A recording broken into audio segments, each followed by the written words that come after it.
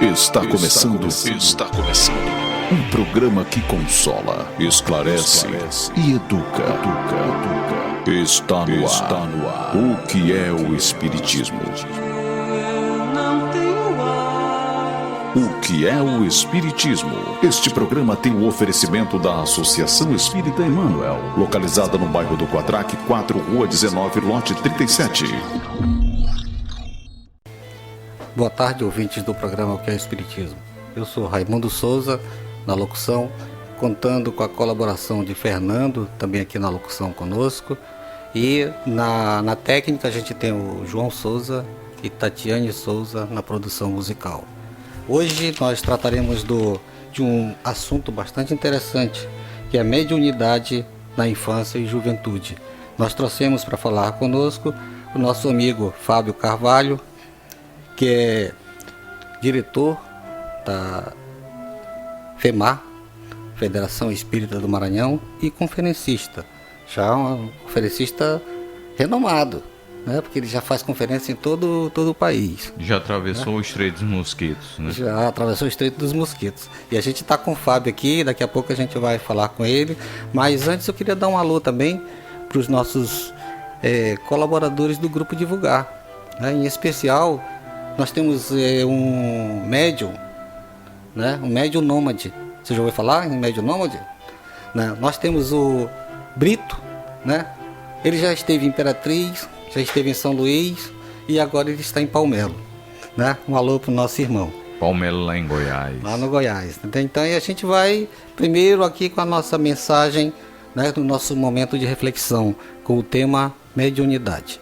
Ouça agora, momento de reflexão.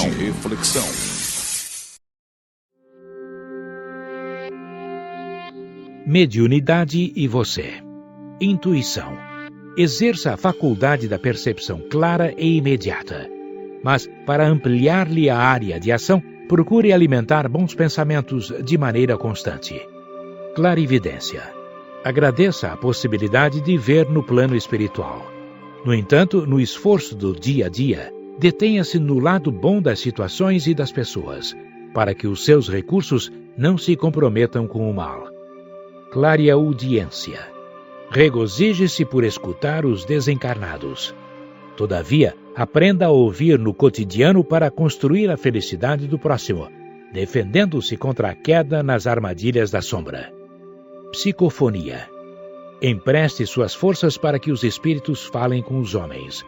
Contudo, na experiência comum, selecione palavras e maneiras a fim de que o seu verbo não se faça veículo para a influência das trevas. Psicografia.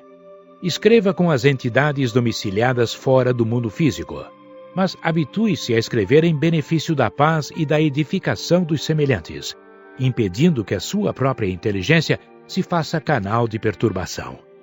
Materialização. Dê corpo às formações do plano extrafísico. Entretanto, acima de tudo, concretize as boas obras. Curas. Aplique passes e outros processos curativos em favor dos enfermos. No entanto, conserve as suas mãos na execução dos deveres e tarefas que o Senhor lhe confiou. Transportes. Colabore com seus recursos psíquicos no trazimento de objetos sem toque humano, mas carregue a caridade consigo para que ela funcione onde você estiver. Premonição. Rejubile-se com a responsabilidade de prever acontecimentos. Todavia, busque sentir, pensar e realizar o melhor ao seu alcance na movimentação de cada dia, para que a sua conversa não se transforme em trombeta de pessimismo e destruição. Mediunidade em geral. Qualquer mediunidade serve a fim de cooperar no parque de fenômenos para demonstrações da existência do espírito. Mas não se esqueça de que a condução dos valores mediúnicos, para o bem ou para o mal, é assunto que está em você e depende de você em qualquer circunstância e em qualquer lugar. A partir desse momento, você acompanha a nossa roda de conversa. O Espiritismo em Debate. Bem, boa tarde, Fábio. Boa tarde, meu amigo. Que alegria estar aqui com vocês. Eu me sinto honrado pelo convite e espero poder colaborar um pouquinho para conversarmos sobre esse tema. Isso. Fernando? Boa tarde, ouvintes. Boa tarde, Fábio. Boa tarde, Raimundo. É um prazer imenso estar mais uma vez aqui no estúdio da Ilha do Amor FM, falando no programa que é o Espiritismo. Começamos pedindo ao Fábio que faça uma conceituação do que é a mediunidade. A mediunidade é uma faculdade orgânica que permite às pessoas estabelecerem contato com o mundo espiritual. Allan Kardec chega a dizer que todo aquele que sente num grau qualquer a influência dos espíritos é por este fato médium. Trata-se de um conceito em sentido amplo, porque todos nós sentimos sim o mundo espiritual. Entretanto, essa faculdade, ela que é inerente ao homem, muitas vezes elas são raras de serem percebidas em algumas pessoas e facilmente observadas em outros. O que leva Allan Kardec, no sentido estrito, dizer que médiuns são aqueles que a faculdade se mostra caracterizada, se traduz por efeitos patentes, uma certa intensidade, e isso, na verdade, é o conceito mais geral que nós temos de mediunidade. É comum a mediunidade em criança? A mediunidade, ela é comum nos homens, sejam eles crianças, adultos, idosos. Nós não temos nenhum espaço amostral, nenhum censo, seja de crianças, adultos ou velhos, de médiuns. E nem sei se seria o melhor caminho e se esse censo seria fidedigno. O fato é que muitas crianças são médiuns, passam despercebidos dos seus pais e às vezes há certos diagnósticos, sejam por profissionais sob uma ótica materialista, seja pela própria percepção dos pais, de que trazem alguns transtornos e, na verdade, são apenas médiuns. Fábio, o assunto que nós estamos tratando hoje é muito interessante porque nós estamos falando com um público infanto-juvenil, né? Sobre a mediunidade na criança, no jovem. Eu pergunto assim, tem crianças que são travessas, crianças levado à breca mesmo, como se fala, né? E recebem influência dos espíritos, daí é mediunidade? Todos nós recebemos influências dos espíritos. Nós poderíamos dizer que eles nos acotovelam. Eles estão por toda parte. Os espíritos dizem a Allan Kardec que eles nos influenciam mais do que nós imaginamos. E não raras vezes nos conduzem. Então, seria quase que impossível não sermos influenciados, sejamos nós crianças ou adultos, pelos espíritos.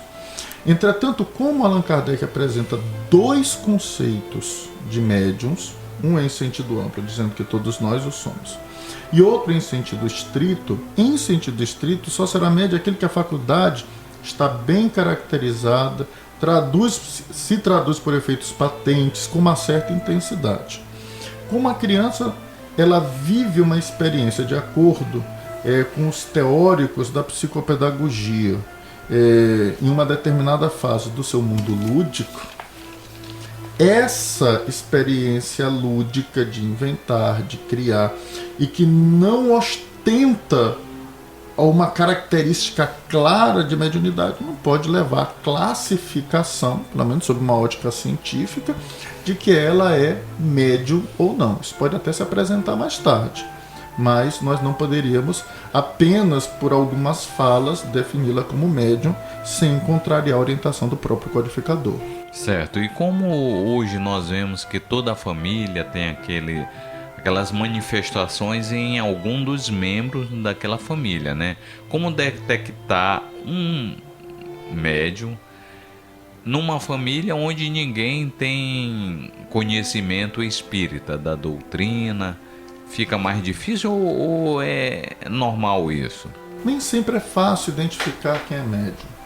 Allan Kardec, inclusive, ele cita casos de médiuns inconscientes, no caso, médiuns que não têm consciência de que sejam de fato médiuns, principalmente naquilo que nós verificamos de efeitos físicos. Tem uma casa, copos de plástico que eles encolhem sozinhos, riscos em paredes, e ninguém da família sabe quem é o médium, porque o efeito não se dá com transe mediúnico.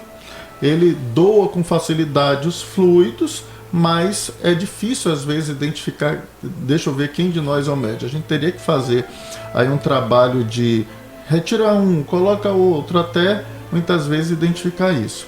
Então, nem sempre é fácil saber quem é o médium, principalmente se a mediunidade é de efeitos físicos, mas quando ela é de efeitos inteligentes fica mais fácil, porque aquele que ouve é o médium, aquele que vê é o médium, aquele que sente é o médium.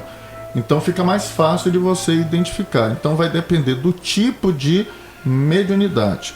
Nós não temos, as famílias, é uma possibilidade muito grande de que em todas as famílias haja médiuns, porque as famílias são grandes, ela não se limita ao núcleo natural, mas existe uma família extensa de tios, de avós, de outros aderentes que compõem os novos formatos de família, e que é bem possível que haja entre eles médiuns, sem que nós tenhamos algum dado positivo, científico, que determine que em toda família tem que ter um médium.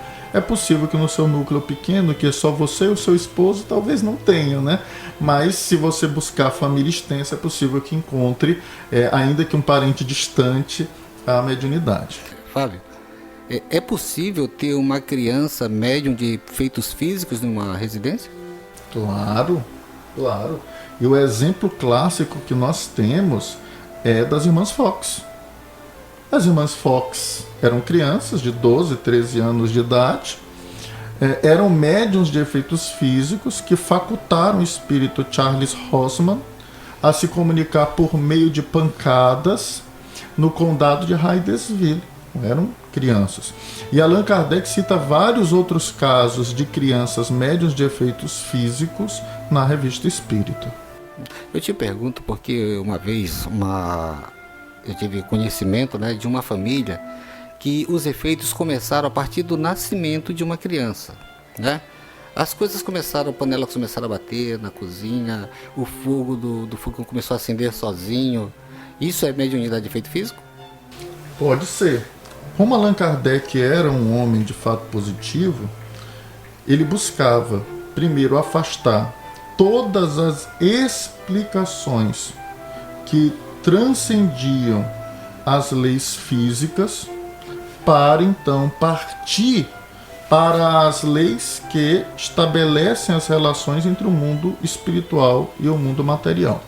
Então há primeiro essa necessidade de você afastar possibilidades de causas materiais, de ruídos, de rasuras, e assim sucessivamente, para você saber se aquilo é efeito físico ou não é efeito físico. Porque às vezes o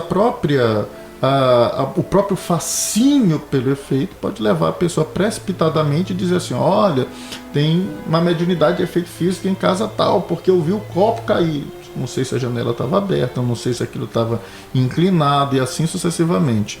Principalmente quando há uma dificuldade de identificação desse médium. Às vezes eu posso até crer que era criança, mas poderia ser outra pessoa também. É por isso que é exatamente muito difícil, em efeito físico, onde você não tem ectoplasma visível, você definir muitas vezes naquela casa quem é o médium. Fábio, eu tenho uma pergunta aqui dos ouvintes, né? Para fazer a você, que muitas das vezes a gente vai numa casa espírita, a gente olha crianças, mas essas crianças são filhos de pessoas que frequentam o movimento espírita, aquela casa espírita. Quando uma criança tem uma manifestação mediúnica e os pais não são espírita, eles podem levar para um centro espírita e lá será bem recebido? Claro, e essa é uma boa orientação. Nós costumamos dizer de forma mais simplória que todas as vezes que nos vemos diante de algo que nós não dominamos, que nós não conhecemos, é muito interessante primeiro buscar uma informação segura. O Espiritismo hoje é a informação mais segura sobre mediunidade. Mas a informação, ela não é o suficiente. É necessário que eu também tenha, por outro lado, pessoas com habilidade que possam me auxiliar com isso. E o Centro Espírita é o núcleo onde eu vou encontrar as pessoas com mais habilidade para lidar com algumas situações que tocam o mundo espiritual, a relação do mundo espiritual com o mundo físico. E isso vai dar segurança aos pais, isso vai dar uma facilidade de envolvimento com a criança sem exigir dela um comportamento que ela não pode oferecer. A título de exemplo, quantas vezes o pai do Chico não queria que o Chico negasse o que via. Ele não podia negar, porque ele trazia na alma uma conduta moral de falar a verdade. Então ele não conseguia mentir. Aquilo era real, né? Aquilo era real. Estou vendo, por que eu vou mentir? E ele não fazia. Outras pessoas geram pânico na criança. Eu digo que se você demonstra medo a uma criança, ela também pode construir o medo. Uma criança que nunca viu uma barata, ela não tem por que ter medo de barata. Mas se na cozinha a mãe dela sobe na cadeira e faz um escândalo, ela vai criar a ideia de que aquele negócio é muito perigoso. E ela vai desenvolver o medo da barata. Né? Então a gente, ao deixar de levar com a naturalidade necessária essa relação da criança com o mundo espiritual e gera pânico nela, eu posso ocasionar certos transtornos, certas perturbações, traumas na criança que podem dar ensejo mais tarde a uma necessidade de terapia. Hoje, né, a gente tem a internet, tem tanta informação, a criança parece que já nasce com o dedo no smartphone, na verdade. Como trabalhar esse ser, né, para explicar para ele o que é mediunidade e se ele já tem tanta informação ali advinda das redondezas e até mesmo, como eu te falei, né, ele toca o dedo lá no smartphone, ele já sabe ligar, sabe baixar o jogo. Né? Como é que fica essa comunicação com esse ser tão desenvolvido? Primeiro, a criança só tem acesso ao smartphone e passa o dia no smartphone se um adulto lhe der um smartphone e lhe deixar passar o dia no smartphone. Se isso não acontecer, ela não vai passar o dia no smartphone. Até mesmo porque quando ela nasce e sai do útero, ela sai sem smartphone. É muito importante que nós retomemos a responsabilidade de educação das crianças. E quando nós fazemos isso, temos mais tempo de diálogo com os filhos. Ora, se o smartphone me substituir, ela vai passar mais tempo com o smartphone do que com os pais. E o smartphone vai oferecer para ela um leque gigantesco de informações, mas também um leque de desinformações. Muitas fake news, muitas informações falsas sobre tudo. E se essa criança for médium? E se essa criança for médium, pode se ver até mais perturbada ainda.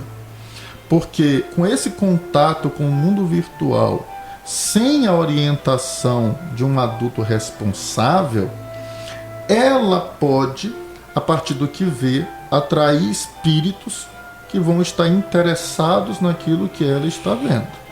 Se ela, por exemplo, por falta de uma assistência, começa a olhar na internet pornografia, que tipo de espíritos se aproximarão dela? Ora, os abutres procuram os cadáveres. Os abutres se cercam dos cadáveres. Se eu ando como um cadáver, morto espiritualmente, é óbvio que os abutres vão se aproximar de mim. Por isso, nós precisamos nos aproximar das crianças para educá-las, a fim de que, os seus ideais se tornem nobres. Ora, se ele já vivia numa pornografia no passado, onde não existia em uma outra encarnação o mundo virtual, a virtualização das relações só vai facilitar ainda mais ela encontrar o ponto fora da curva que lhe tirou do eixo no processo de crescimento espiritual. Sem o cuidado dos pais, vai ser muito difícil ajudar esse médium. Fábio, você falou ainda agora uma palavra que nos dá uma reflexão, né, sobre transtornos. Nós estamos sabendo que na vida atual, né, corriqueira no dia a dia, está tendo muito problema nas famílias sobre transtornos mentais. Então, quando uma criança vem com essa problemática de transtornos mentais, geralmente a família procura um psicólogo ou um psiquiatra para resolver esse problema. Pode ser que dentro desse transtorno mental ela esteja tendo influência de mediunidade? Pode sim. O Sérgio França, grande amigo nosso do movimento espírita, foi ex-presidente da Associação Médico Espírita do Maranhão, costumava dizer que nem toda obsessão é loucura, nem toda loucura é obsessão. E nós poderíamos ampliar essa frase do Sérgio França Martins para dizer que nem todo transtorno numa evidência inicial é de fato transtorno, pode ser mediunidade. E nem tudo aquilo que a gente acredita que seja só mediunidade é só mediunidade. Pode ter também ali um transtorno. O fato é que, se nós compararmos um transe mediúnico com uma comunicação e comparar a comunicação no transe mediúnico com um surto esquizofrênico, vai ser muito difícil separar uma coisa da outra. Certo. A título de exemplo, esse transtorno específico, aquele que vive o surto pode acreditar ser outra pessoa. Ele pode dizer que ouve vozes, pode ouvir vozes de comando. O médium, ele pode se apresentar com outra personalidade, pode dizer que ouve vozes, e essas vozes também podem apresentar comando. Então não se trata de uma tarefa simples no início. Senão todo esquizofrênico seria médium. Exatamente, e vice-versa. E vice-versa. Por isso que na obra Loucura sob Novo Prisma, de Bezerra de Menezes, ele identifica como médico que em muitos manicômios havia excessiva presença de médiuns obsidiados, e não necessariamente de loucura diagnosticada, que é uma obra que merece estudo e análise por todo o movimento espírita, Loucura sob o Novo Prisma. Allan Kardec diz a mesma coisa na Revista Espírita, porque Allan Kardec tem um estudo muito aprofundado sobre a loucura. Inclusive, se quem procurar a Revista Espírita vai encontrar dados até quantitativos de pessoas nos manicômios na França no século XIX. E Allan Kardec, nesse contato, ele começa a separar de fato o que é loucura do que é uma mediunidade. Então, dentro desse quadro, nós podemos assim analisar que a mediunidade nos jovens, né, hoje está muito corriqueiro, muito natural, né? Mas eu pergunto assim, aquele pai ou aquela mãe que convive com aquele jovem e não é espírita, certo? Ela vai encontrar mais dificuldade em identificar o problema, a problemática do filho, do que um que já está ali no dia a dia com conhecimento, com a capacidade mais aguçada de saber que nós somos espírita, né? Todos nós somos espírito, porque além da matéria nós temos o lado espírita. Pode ser por esse caminho? pode ter uma dificuldade maior, mas se ela tiver, por exemplo, um contato com um médico espírita, isso se resolve. Que o médico espírita, com conhecimento espírita, vai ter uma facilidade maior. Mas e se essa mãe for médium vidente? Ela vai ter também facilidade, ainda que ela não seja espírita, porque ela vai estar vendo a entidade espiritual. Então existe uma série de variantes que vão, independentemente de ser espírita ou não, serem elementos que facilitam ou dificultem a percepção de que aquela criança, aquele adolescente é ou não médium. O pai não desampara seus filhos, na verdade. Então vai ter sempre um jeito. Mas vamos dar uma pausa pra... Estamos apresentando o que é o Espiritismo. Voltamos com o nosso bate-papo. Tá gostoso da nossa roda de conversa? Muito bom. Poxa. Quando o assunto é gostoso, a gente queria ficar aqui horas e horas conversando, mas nós temos tempo, né? Mas eu tenho uma pergunta para te fazer, Fábio, porque a gente escuta muita coisa aí fora até fora do contexto, né? Mas eu queria te perguntar uma coisa, porque eu já ouvi, né, uma mãe dizer que ela teve um filho, ela não observou a mediunidade dele quando ele era criança, levou a outros rituais, né? E aí não deu certo, e hoje essa pessoa tem um cérebro atrofiado. Isso pode acontecer? A mediunidade não atrofia cérebro, porque ela é uma faculdade orgânica. É possível que haja doenças que causem males como esse, doenças que gerem isquemia cerebral, e o cérebro vivo vai diminuindo, a morte cerebral paulatina em algumas partes, né? Tecidos que vão necrosando, e que isso não tem relação com a mediunidade.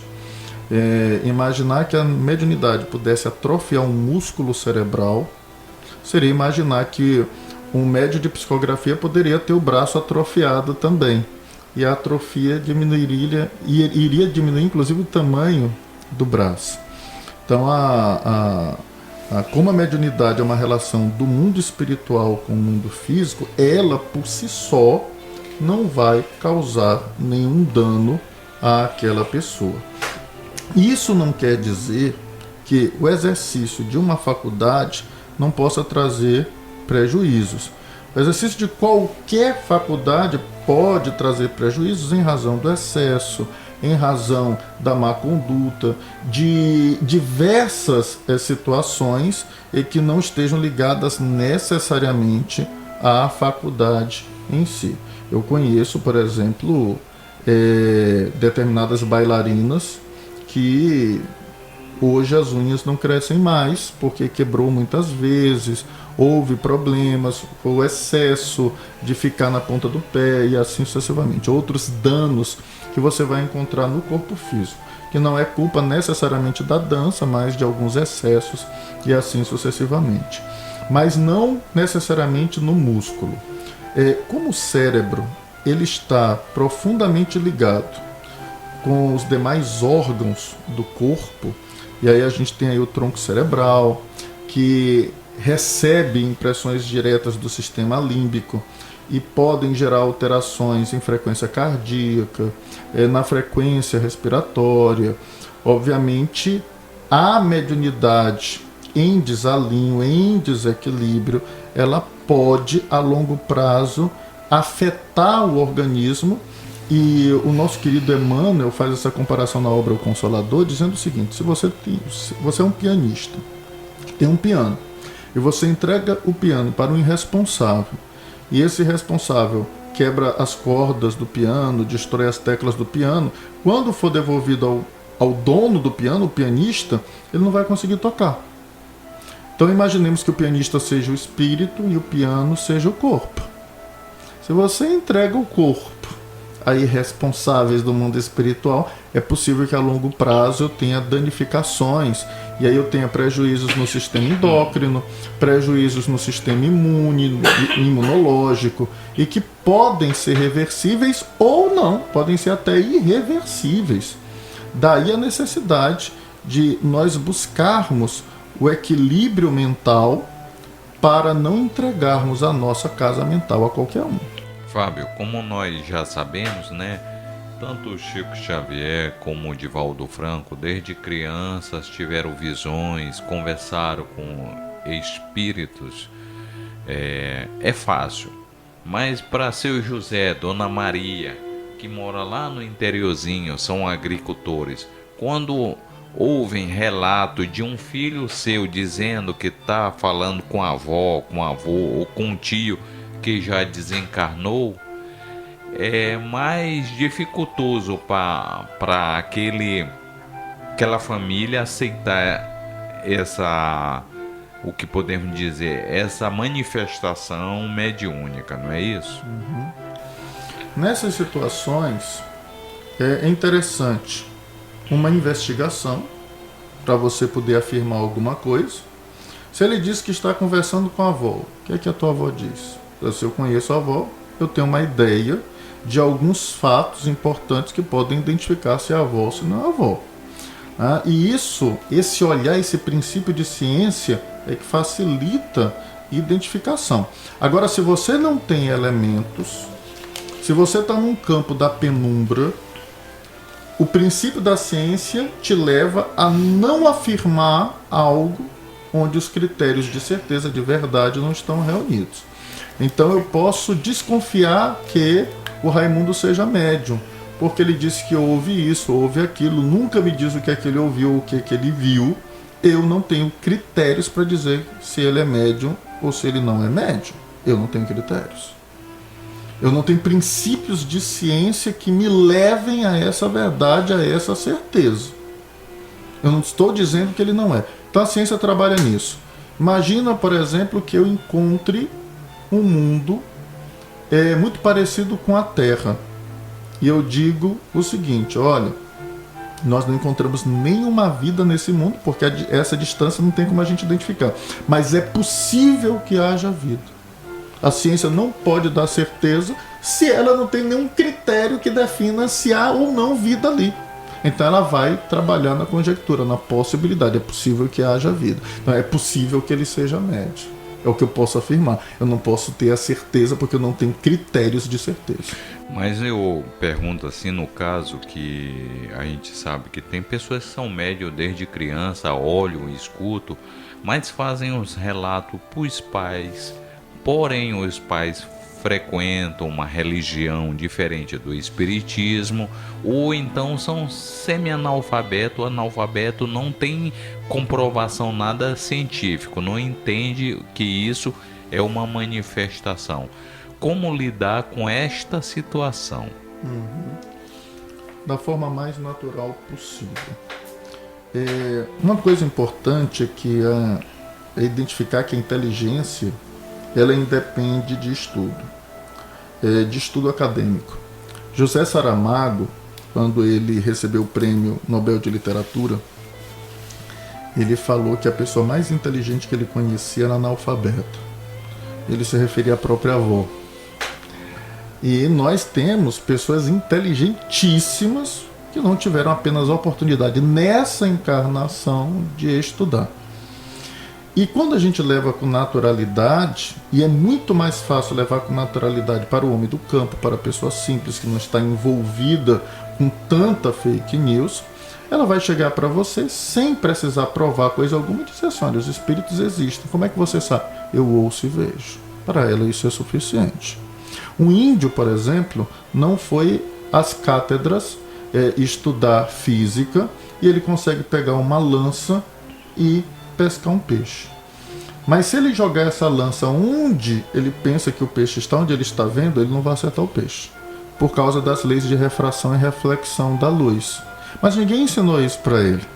Ninguém falou isso para ele, mas ele sabe. E como é que ele sabe? Pela experiência. Então essas pessoas terão experiências com o mundo espiritual, essas experiências vão lhe dar alguma capacidade de vivência com o mundo espiritual, ainda que elas não tenham condições de explicar cientificamente como isso se dá. Mas isso não quer dizer que elas vão ser infelizes. E a gente sempre fala do exemplo de de Teresa d'Ávila, que era médium, não era uma pessoa desequilibrada, não precisou de O Livro dos Espíritos, que sequer estava publicado na época, não precisou de O Livro dos Médiuns, e o seu terapeuta era Jesus, era o Evangelho. Vivia como o Evangelho dizia e estava muito bem como médium. A doutrina espírita fala de classes de espíritos, certo? Então eu te pergunto assim, as crianças podem ter contato com todas essas classes de espíritos? Encarnados e desencarnados. Existem crianças que reencarnam na Rocinha, reencarnam e moram no Morro do Alemão, que o pai é traficante, No Coroadinho, no Sacavém, e estão em contato direto com espíritos, muitas vezes inferiores, alguns perversos, outros nem tanto, e vivem muito bem, porque o modelo estabelecido por Deus no périplo da nossa evolução é de que nós nos educamos dentro do nível evolutivo em que nós estamos. Na Idade Média, espíritos da Idade Média educavam os espíritos da Idade Média. Era espírito inferior educando espírito inferior. Qual era o maior contato desses espíritos com esses médios? Eram os espíritos inferiores. Porque era a realidade do mundo. Então, a criança, a gente precisa compreender que esse estágio é uma influência do corpo sobre o espírito. O espírito pode ser um gênio. Quando ele reencarna e está como criança, apenas o corpo que está ali como um vidro opaco, influenciando o espírito, mas ele continua com os mesmos erros, os mesmos defeitos, as mesmas relações. Tem uma obra intitulada Sexo Obsessão, de autoria de Manuel Filomeno de Miranda, psicografada por Divaldo Pereira Franco, que narra aquela que seria a reencarnação do Marquês de Sade. E no programa reencarnatório diz que ele seria profundamente obsidiado na infância. E isso, na verdade, está ligado aos atos do passado e à própria natureza do Marquês de Sade, que não era nem um espírito superior. Que contato ele teria, então, com espíritos do mesmo nível evolutivo dele ou da mesma classe dentro de uma mesma ordem? então tu quer dizer que uma criança traquina, nem sempre ela é um médium? Nem sempre ela é um médium. As crianças, elas podem trazer determinados comportamentos por diversas razões.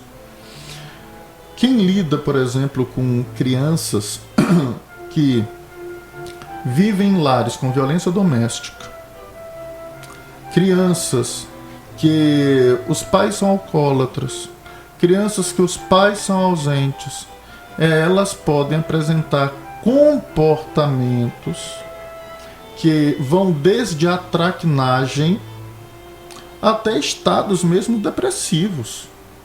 Então, Kardec sempre nos propõe buscar a causa. Nós olhamos o efeito, procuramos a causa.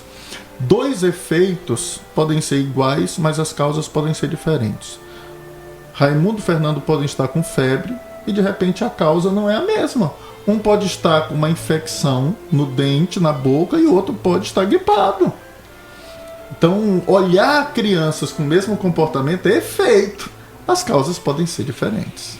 Ô Fábio, uma pergunta aqui dos ouvintes. Independente da posição social, da classe social que o jovem, o médium frequenta, né? Que ele está ali no círculo dele, a manifestação de mediunidade, nós podemos dizer assim, tanto pela ciência, pela arte, pela filosofia, várias culturas, né?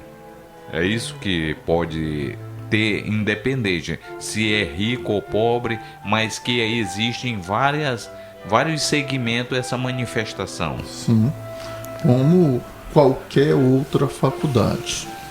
Nós podemos ter o próximo O próximo gênio a descobrir a cura do câncer pode nascer no Congo, o lugar mais pobre do mundo. Pode nascer no Haiti. Então, realmente, as faculdades não estão necessariamente ligadas com a condição social, inclusive a faculdade mediúnica. O que a gente precisa pontuar é que a faculdade, em sentido estrito, ela vai se mostrar bem caracterizada e se traduz por efeitos patentes, por uma certa intensidade. Uma pessoa, eu senti a presença de alguém, eu não consigo identificar quem é esse alguém, eu não consigo falar o que é que esse alguém diz, não classificaria como médium, porque todo mundo pode sentir. Intuição, esse está no conceito amplo, lato sensu de médium em qualquer classe social. Agora, se a pessoa é rica ou pobre, mas diz assim, olha, fulano tá assim, vestido com essa roupa, tem um sinal na pele, o cabelo tá amarrado, traz um vestido com bolinhas azuis, opa, essa é minha mãe. Aí eu tenho, na verdade, um efeito patente de mediunidade. Um parâmetro. Um parâmetro criterioso, eu tenho um critério mais fácil de identificar. Na dúvida, nenhum cientista afirma. Isso. Então, o que nós não podemos é dizer fulano é médium numa penumbra, em dúvidas, onde não existem efeitos patentes que possam nos apontar para isso. Porque quando se fala em mediunidade, a gente pergunta, é concreto ou abstrato? Fica aquela dúvida, porque não, de imediato não se tem comprovação daquele fenômeno, não é isso? Exatamente. É possível que você não tenha, porque ninguém traz na testa assim, sou médium. Isso me faz relembrar que uma vez eu conheci uma pessoa que ela olhava para você e dizia qual era a sua mediunidade. Isso é possível? Isso possível que ela fale, porque, como diria minha mãe, quem tem boca fala o que quer. Então é possível. É possível que ela perceba. O que não é possível é eu dizer que esse critério é um critério seguro. Isso não é possível.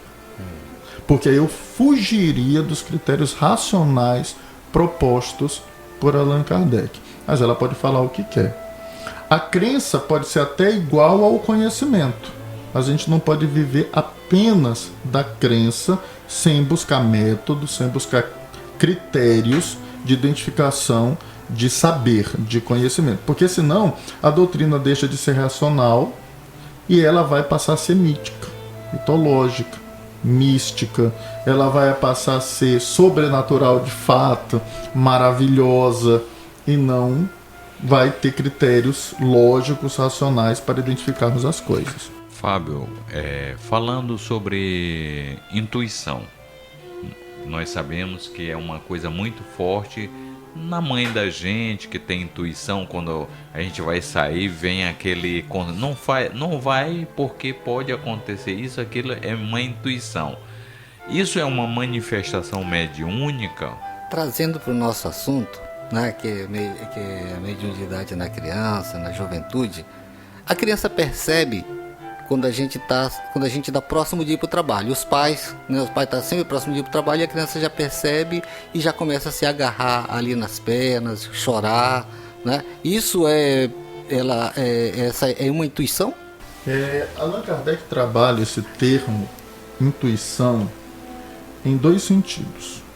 Um sentido mediúnico, que está contido no capítulo 15 da segunda parte de O Livro dos Médiuns, quando ele analisa os médiuns psicográficos, e coloca a intuição como uma espécie de mediunidade, e ela é trabalhada também em obras póstumas, agora sob uma ótica de uma construção de um saber suprarracional. Então, que é talvez o mais próximo que se tem da psicologia, esse segundo conceito. Então, quando os espíritos, a gente não ouve claramente, mas percebemos as ideias que não são ideias nossas surgindo na mente, é possível que eu tenha um médium intuitivo ali. Só, olha, a gente não deve ir por esse caminho. Por quê? Eu não sei, mas eu estou sentindo que esse caminho aqui é o perigoso. Vamos por aqui. E muitas vezes é um espírito tentando me proteger. Como eu não escuto com clareza, eu apenas percebo como intuição essa mensagem. Como eu posso, pela intuição, agora em outro sentido, em outro conceito, ser um elemento de saber do próprio espírito, um elemento supra-racional. A intuição seria, imagina o seguinte, quando eu falo em ciência, para eu chegar à conclusão de que a água ela precisa ser fervida ou filtrada para não fazer mal para o organismo, há todo um caminho científico para eu chegar a essa prova.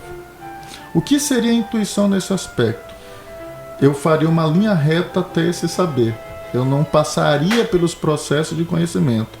E eu mesmo sem nada, por exemplo, lá no interior, disse assim, olha, ferve a água. Por quê? Ferve a água. É melhor ferver a água. Isso é uma intuição. É um saber seguro, e às vezes mais seguro do que a própria razão. Porque a razão pode se enganar pelas paixões humanas. A intuição pode ser mais segura. Eu acredito que no futuro a intuição será um dos grandes modelos de conhecimento no mundo feliz, no mundo celeste, nos mundos que vão ultrapassar o patamar que nós alcançamos. Porque nós, no mundo de expiação e prova, chegamos ao nível da razão. Mas se nós estamos racionais no mundo de expiação e prova, é porque lá no mundo feliz, o modelo de saber deve ser maior do que esse bem aqui onde a gente chegou. Deve ser supra-racional. E a intuição é um desses modelos de saber supra-racional. Isso. Então, Fábio, a gente já está chegando aqui no final do programa, né? Estamos apresentando o que é o Espiritismo. Voltamos agora, né? Nós já se despedindo, né? Agradecendo a espiritualidade por ter nos assistido nesse programa. E eu pediria que você fizesse as suas orientações finais a respeito dessa mediunidade na infância e na juventude, para esse público que ainda não entende, né, o que é essa doutrina consoladora e essas manifestações que a gente às vezes fica com dificuldade de entender. Um exemplo que eu achava muito bonito era o exemplo da madrinha do Chico, que cuidou dele com muito amor. Ela não compreendia o fenômeno mediúnico,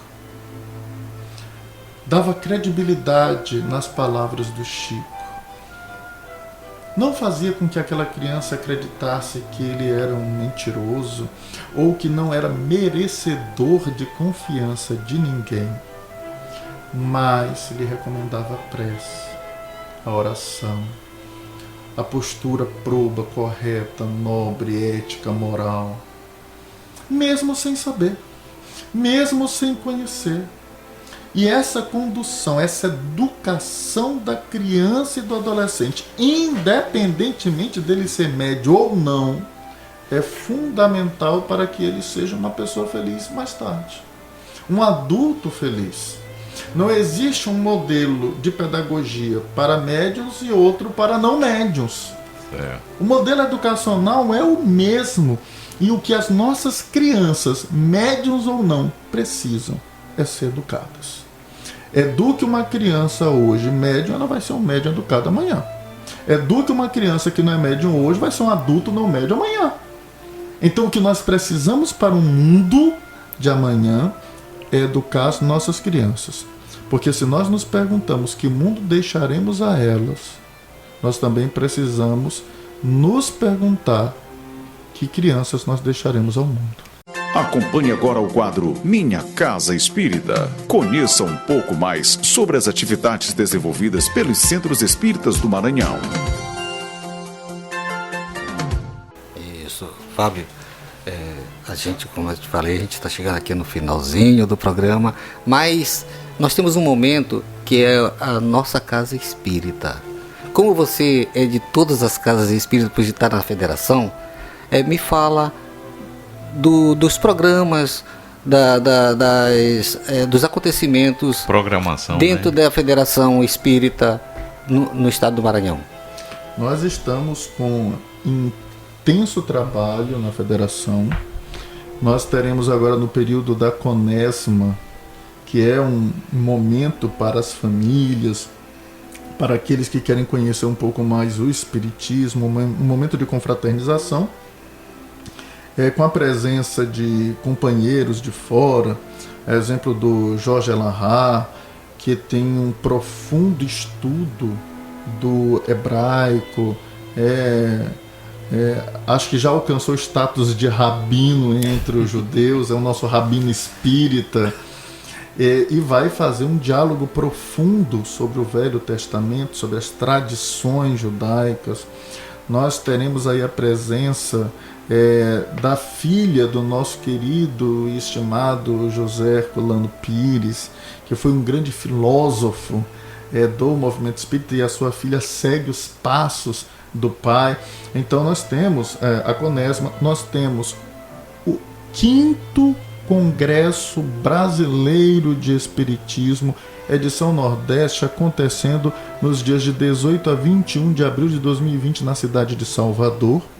E o Maranhão já está preparando a sua delegação de representação nesse congresso, que acontecerá em concomitância com a Comissão Regional Nordeste, que se reunirá para dialogar sobre um opúsculo muito conhecido nas casas espíritas, que é o Orientação ao Centro Espírita.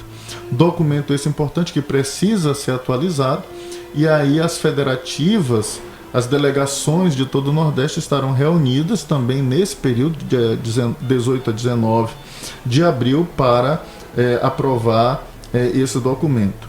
No próximo final de semana, a federação estará em Buritibravo com um curso de evangelizadores.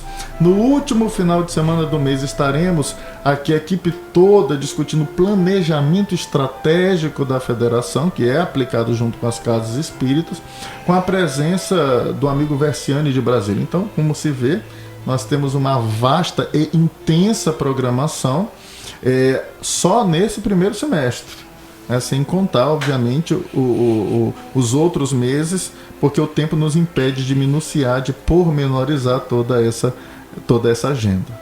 As casas espíritas podem participar desses momentos? Não só podem, como devem participar, porque essa é a grande família espírita. O Centro Espírita que é, na verdade, a célula máter do movimento, é a célula mais importante do movimento, então ela deve participar de todos esses momentos. Tá, Fernando. Chegando ao final do nosso programa, eu gostaria de agradecer ao Fábio Carvalho pela essa explanação, pela essa orientação que deu para essa gama de pessoas jovens, infantis, né? Juvenis também. E lembrando a você, ouvinte, que todo sábado a partir das 17 horas nós estamos aqui juntinho com você, ligado na mesma sintonia, né? No programa O que é o Espiritismo, pela sua rádio Ilha do Amor FM 106.3. Volto com você, Raimundo. E o programa segue, gente. Vocês podem ficar na frequência, porque no segundo momento a gente parte com músicas espíritas, né? Música da melhor qualidade, que elevam músicas que elevam, espírito, né? E música, né? de qualidade. Escuta, Fábio, porque tem muita música que você não sabe que é música espírita, e é uma música assim sensacional, músicas bonitas, né? É a arte espírita trabalhando para que o movimento se fortaleça, né? Que a unificação venha, né? Porque a unificação, né? Você trabalha na unificação, não é verdade? Fala aí. Exatamente, para que nós tenhamos condições de nos unir e estamos mergulhados na ideia da existência de um só rebanho e um só pastor. E a arte, indubitavelmente, é essa expressão do bom e do belo. Nas palavras dos espíritos e no próprio pensamento socrático, que trazia a ideia de que ética e estética são lados de uma mesma moeda. Por isso, vamos nos deleitar e mergulhar nessas melodias que nos elevam aos altiplanos da espiritualidade maior.